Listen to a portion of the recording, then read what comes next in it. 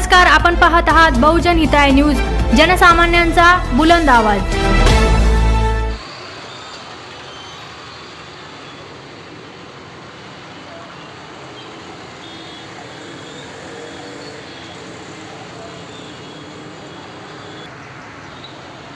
राठोड साहेब, तुम्ही आज जिल्हाधिकारी कार्यालयासमोर उपोषणाला बसलात, काय मागणी आहे तुमची?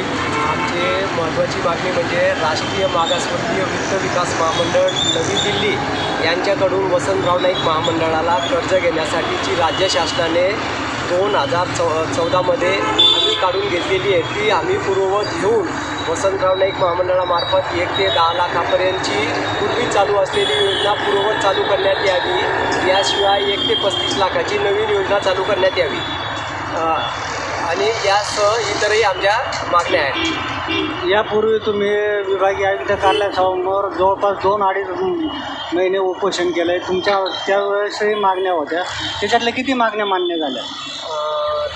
त्यावेळेस 2022मध्ये जे सावे साहेबांनी उपोषण सोडवताना जे आश्वासन दिलं होतं की बाबा मी मुख्यमंत्री आणि संबंधित मंत्र्यांसोबत तुमची मीटिंग घडवून तुमच्या मागण्या मान्य करायला मला पाहिजे तेवढं मी सहकार्य करेन, तर 2022मध्ये दिलेल्या आश्वासनाची पूर्तता न झाल्याने आम्ही 2023मध्ये ज्यावेळेस विभागीय आयुक्त कार्यालयासमोर 73 दिवस उपोषण केले ऑल इंडिया बंजारा टायगर्स आणि राष्ट्रीय बंजारा परिषदतर्फे।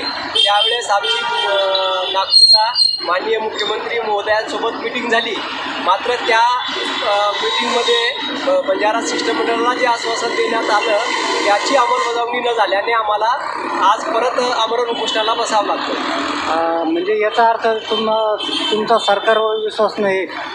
सरकारवर विश्वास आहे आमचा, पण सरकारकडनं ज्या गोष्टीची दिरंगाई होते तर ते दिरंगाई करण्याऐवजी शासनाने बाकीच्या वेगवेगळ्या ज्या योजना अंमलात आणत आहेत त्या त्यांनी निश्चित आणावं, त्याबद्दल आमच्या संघटनेतर्फे त्यांचं स्वागत आहे। पण आमच्या ज्या मागण्या प्रलंबित आहे तर ते प्रलंबित असलेल्या मागण्या पूर्ण करून आम्हाला आमच्या भटक्याविमुक्त समाजाला न्याय द्यावा ही अपेक्षा आहे।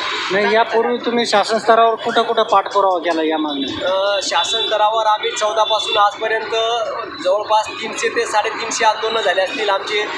छत्रपती संभाजीनगर, जळगाव, यवतमाळ, नागपूर, मुंबई एवढ्या ठिकाणी आंदोलन करून आम्ही शासन आणि प्रशासनाची वेळोवेळी लक्ष वेधण्यासाठी प्रयत्न करतो आणि शासनाकडनं मागण्या मान्य करतो, आश्वासन दिले जातात, मात्र त्याची पूर्तता होत नाही। या तुमच्या मागण्या म्हणजे फार तुमच्या याच्या आहे, पण बाकीचे संघटना तुमच्यासोबत का येत नाही आणि त्यांना एकत्र आणण्यासाठी प्रयत्न करणार आहे? साहेब, आमच्या बंजारा समाजातल्या ज्या वेगवेगळ्या संघटना आहेत त्या निश्चितच ज्या संघटनेचे काही मुद्दे आहेत आणि त्या मुद्द्यावर प्रत्येक संघटना भांडते आणि समाजाच्या हितासाठीच भांडते, त्यामुळं समाज संघटना एकत्र नाही अशातला भाग नाही आहे। मागे जे मोर्चे निघाले इथे पांढरा वादळ नावाचं, तर त्या वादळाचे जे मुद्दे होते किंवा भटक्या विमुक्तांमध्ये जी घुसखोरी होते तर त्या संदर्भात SITची मागणी हे मोर्चा काढले म्हणून आम्ही ते मुद्दे उचलले अशातला भाग नाही आहे।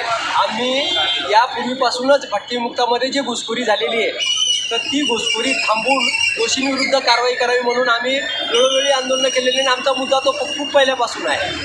आता आजपासून तुम्ही आमरण उपोषण सुरू केलं तर त्याच्यानंतरचा पुढचा पवित्रा काय राहणार आहे तुम्ही? साहेब, आम्ही तुमच्या माध्यमामार्फत सध्या आम्ही एकच हमी देतो की आम्ही यावेळेस जे आमरण उपोषणाला बसलेलो आहे तर यावेळेस उत्तर मागास बहुजन कल्याण विभागाचे जे मंत्री महोदय आहेत माननीय अतुलजी सावे साहेब, तर ते स्वतः सकारात्मक भूमिका घेऊन आम्हाला न्याय मिळवून देण्यासाठी प्रयत्न करीत असल्याने आणि त्यांनी व्यवस्थापकीय संचालक असलेले ठाकूर यांना आठवून महामंडळातील अधिकारी MD पदावर देऊन आता आम्हाला न्याय देण्यासाठी त्यांनी 2 पावलं पुढे उचललेली आहेत, त्यामुळं निश्चित आम्हाला न्याय मिळेल अशी आता खात्री निर्माण झालेली आहे। हे आंदोलन, हे उपोषण संघटनेच्या माध्यमातून केलं जाताना तुम्हाला किती लोकांचा पाठिंबा?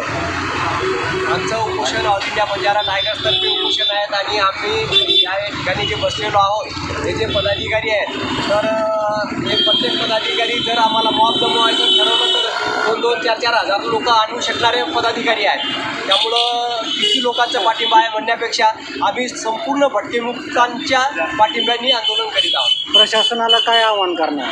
प्रशासनाला आम्ही एवढंच आवाहन करतो की आम्हाला 14 पासून जो आमच्यावर अन्याय झालेला आहे तो अन्याय दूर करण्यासाठी लवकरात लवकर पावलं उचलून आम्हाला न्याय देण्याची कृपा करावी एवढीच त्यांना नम्र विनंती आहे. आणि आम्ही आता अमरनाथ उपोषणाला जे बसलेलो आहे तर न्याय मिळवून घेण्यासाठीच बसलेलो आहेत आणि दिलेल्या आश्वासनाची पूर्तता करून घेण्यासाठी जे आज उपोषण सुरू झालं तर ते मागण्या मान्य करून घेणारच. आपलं नाव? ॲडव्होकेट अशोक राठोड, अविद्या बंजारा टायगर संस्थापक तथा राष्ट्रीय अध्यक्ष.